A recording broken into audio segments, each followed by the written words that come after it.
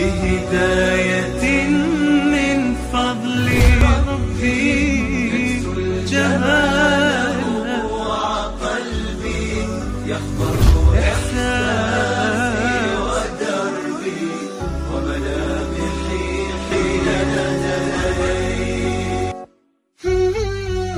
نور الهداية زار صدري هو مبتدأ. Pada saat itu di hatimu dicampakkanlah penyakit wahan. Sahabat kemudian bertanya, "Wa mal wahnu ya Rasulullah?" Apakah penyakit wahan itu ya Rasul? Beliau menjawab, "Hubbud dunya wa karahiyatul maut."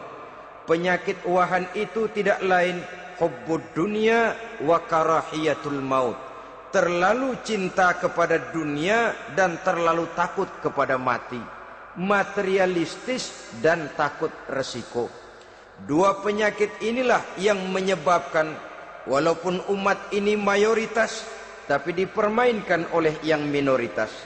Walaupun dia golongan terbesar tapi nasibnya seperti makanan di atas meja makan.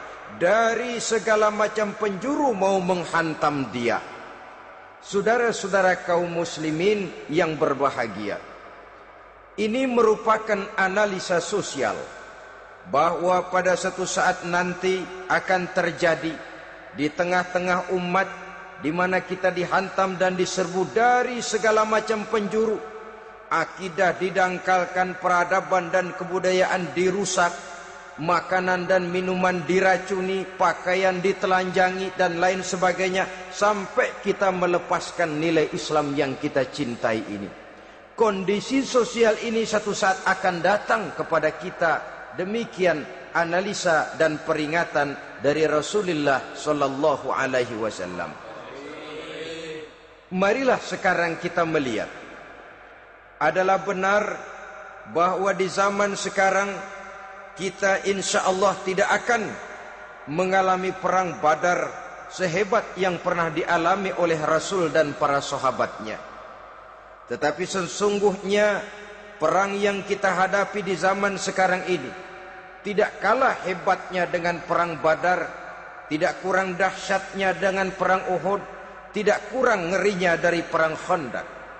Hanya saja yang kita hadapi sekarang ini bukan ujung pedang, bukan ujung tombak, bukan ujung panah. Yang kita hadapi sekarang ini adalah perang akidah, perang ideologi, perang mempertahankan keyakinan. Yang kalau kita kalah sekarang, kita memang masih beragama. Tetapi anak kita, cucu kita, generasi yang akan hidup 5, 10, 20, 30 tahun yang akan datang, wallahu a'lam bissawab. Islam, saudara-saudaraku, tidak mungkin hilang dari dunia. Tetapi tidak mustahil Islam gulung tikar dari desa kita. Tidak mustahil Islam gulung tikar dari kampung dan kota kita, jikalau kita tidak menjaganya, jikalau kita tidak memeliharanya, bahkan jikalau kita tidak mewariskannya kepada anak-anak kita, generasi yang akan datang. Marilah kita mengingat sejenak bagaimana Islam di Spanyol yang pernah jaya, pernah mewarnai daratan Eropa, dan yang sekarang hanya sekedar tinggal ceritanya saja. Ini pernah diperingatkan oleh Rasul dalam satu hadis, "Sayati ala ummati zamanun la yabqal Islam illa ismun wala minal Qur'an illa rasmun." Akan datang satu masa di tengah umatku di mana pada masa itu Islam ada tapi hanya tinggal sekedar namanya saja, dan Quran pun ada tapi cuma sekedar tinggal tulisannya saja. Apabila kita tidak mewariskan ini kepada generasi yang akan datang, maka serbuan-serbuan dari berbagai macam penjuru dari hari ke hari semakin kita rasakan kehebatannya. Tidak mustahil sejarah Spanyol akan terjadi di desa kita, akan terjadi di kampung kita, akan terjadi di kota kita. Orang Spanyol, kalau mereka cerita kepada anaknya, mereka akan cerita, "Nak, di sini dulu ada masjid. Kapan Pak? Dulu bener dah. Banyak orang Islam kalau hari Jumat pada sembahyang, kapan itu Pak? Dulu sekali. Sekarang cuma sekedar tinggal ceritanya saja. Bukankah sesuatu yang sangat tidak mustahil apabila kita tidak menjaga dan mewariskan Islam ini kepada generasi yang akan datang? Maka serbuan-serbuan akan membawakan hasil yang diinginkan oleh para penyerbu itu tadi.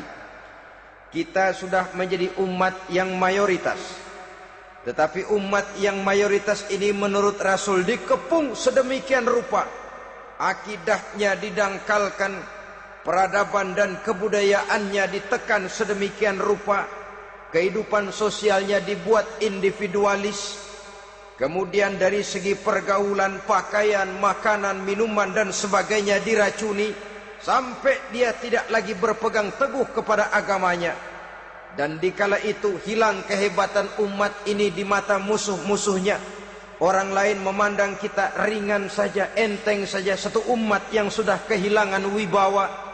Padahal konon kabarnya kita mayoritas, tapi enak saja dikutak-kutik orang lain. Dan dikala itu di hati kita merajalela penyakit uahan. Penyakit uahan itu apa? Pertama, hubbud dunia, terlalu cinta kepada dunia. Terlalu cinta kepada dunia yang menyebabkan kita lupa akan tanggung jawab dan kewajiban, lupa meneruskan dan mewariskan Islam kepada generasi yang akan datang. Kita berlomba hanya untuk mengejar dunia dan seluruh isinya. Baik dia bernama material, baik dia bernama seksual, baik dia bernama pangkat, jabatan dan kedudukan, berlomba-lomba kita di dalamnya. Sampai tercampaklah penyakit hubbud dunia di dalam hati ini. Berurat dan berakar dunia itu, sulit dan berat kita berpisah daripadanya. Akibatnya kemauan untuk berbuat demi dan atas nama agama sangat sulit terwujud di dalam kehidupan ini. Yang kedua, karahiyatul maut, terlalu takut kepada mati. Baik mati ajal, mati dalam artian yang sebenarnya, baik mati usahanya, baik mati karirnya, baik mati pangkat dan jabatannya. Sehingga dengan demikian akibatnya jatuhlah kita menjadi umat yang kehilangan wibawa di mata orang lain. Saudara-saudara kaum muslimin rahimakumullah, saya katakan tadi, perang yang kita hadapi di zaman sekarang adalah perang akidah. Perang menghadapi peradaban dan kebudayaan yang menghancurkan moral daripada anak-anak kita. Perang menghadapi banjirnya maksiat dan munkarat. Yang di tengah-tengah itu, di samping berkewajiban menjaga diri dan keluarga, kita pun juga berkewajiban menjaga anak-anak kita, generasi yang akan datang, mengarahkan dan mendidik mereka sesuai dengan yang dikehendaki oleh Allah Subhanahu wa ta'ala. Oleh sebab itu, pada pertemuan kali ini yang akan saya bicarakan ialah bagaimana idealnya seorang muslim lebih dahulu memberikan pendidikan kepada anak-anaknya. Di tengah satu situasi dan kondisi di mana serbuan datang silih berganti melanda dan menghantam umat Islam, kemana anak-anak kita ini harus kita arahkan? Karena kita orang tua mempunyai tanggung jawab. Anak adalah amanah, menyia-nyiakan amanah adalah dosa, dan dosa itu merupakan satu dosa yang besar. Bahkan orang tua bisa saja masuk neraka kalau tidak bertanggung jawab tentang anak-anaknya. Satu riwayat menjelaskan, ada orang soleh, ngajinya cukup, solatnya cukup, puasanya cukup, zakatnya cukup, di mana ada majelis taklim hadir, baca Quran hobi, fitnah orang tidak pernah. Di akhirat setelah disidang dia ternyata lebih banyak kebaikannya daripada kejahatannya. maka dia pun diperintahkan dan dipersilahkan masuk ke dalam surga. Giliran anaknya disidang, biang okem nih anak. Ditanya, siapa Tuhanmu? Tidak tahu. Siapa nabimu? Tenyaho. Apa kitabmu? Ora gelem. Kamu pernah sholat? Tidak. Zakat? Tidak. Puasa? Tidak. Judi? Hobi. Zina? Tiap malam. Mabuk? Berat. Wah, brengsek kamu. Kebaikan tidak ada barang sedikit pun, sementara kesalahan dan dosa berlipat ganda. Kamu neraka.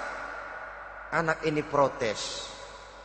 Benar, saya tidak kenal siapa Tuhan saya. Saya tidak tahu siapa Nabi saya. Saya tidak tahu kitab suci dan kiblat saya. Saya tidak sholat, tidak zakat, tidak puasa. Tiap malam saya judi, saya zina, saya mabuk. Tapi saya kerjakan semua itu karena saya tidak tahu dan orang tua saya tidak pernah memberitahu saya. Dia enak-enakan hadir di majelis taklim, saya nyekek botol, didiemin saja.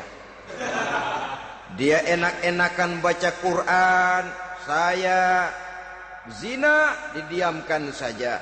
Saya bukan tidak mau, orang tua saya sama sekali tidak pernah mendidik saya. Dia mau benar sendiri. Maka kalau sekarang saya harus masuk ke dalam neraka, saya menuntut agar orang tua saya ikut sama-sama bergabung dengan saya ke dalam neraka. Gara-gara dia tuh saya jadi begini. Orang tuamu yang mana? Tuh, yang barusan mau ke surga. Ini orang tua yang sudah mau berangkat ke surga dipanggil. Sebentar dulu mas. Ini benar anak kamu? Iya pak. Waktu di dunia kamu tidak pernah ajarin dia ngaji? Sampai dia tidak kenal Tuhannya, tidak kenal nabinya, tidak kenal kiblat dan kitab sucinya? Iya pak. Dia tidak sholat, kamu diamkan saja.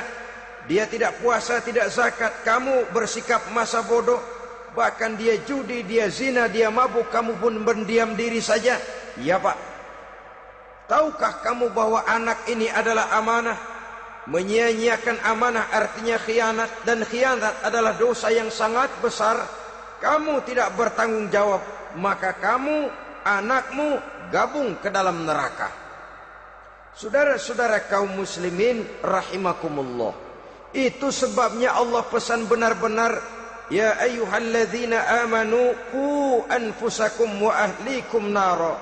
Hai orang-orang yang beriman, jaga dirimu dan keluargamu, istri, anak, orang-orang yang menjadi tanggung jawab dan kewajiban kita, jaga dan pelihara mereka dari api neraka.